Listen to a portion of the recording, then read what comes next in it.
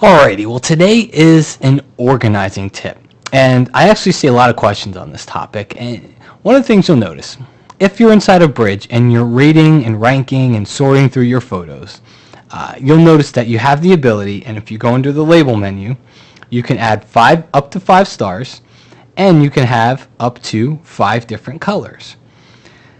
Personally, I think it's just a little bit of overkill here because it just gets confusing.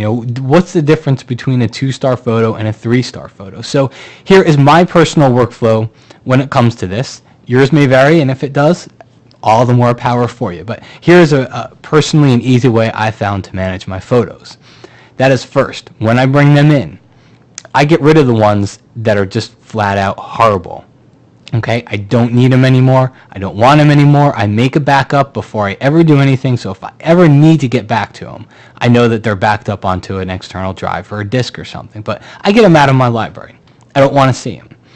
Then I go through the process of rating my photos. I give them a 5-star rating if it's a keeper, and I don't do anything if it's not.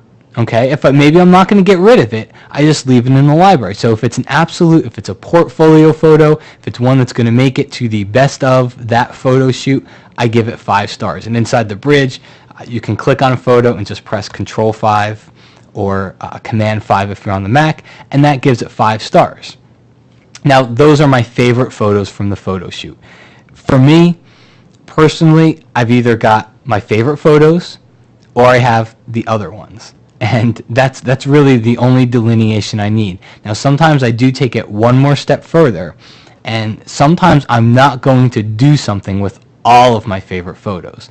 Sometimes only some of them are going to make it to the portfolio or to be printed or whatnot. So then what I do, if you look under the label menu, I'll go ahead and label them red.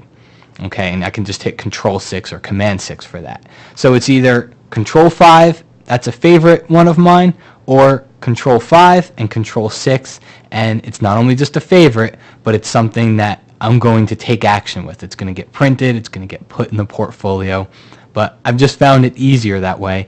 And then that way you're not, what's the difference between a 2 and a 3-star photo? Do we really need that many degrees and levels of changes or ratings for our photos here? So my personal workflow, give it a try, and if it doesn't work for you, then you can go back to what you're doing now. Thanks. Take care.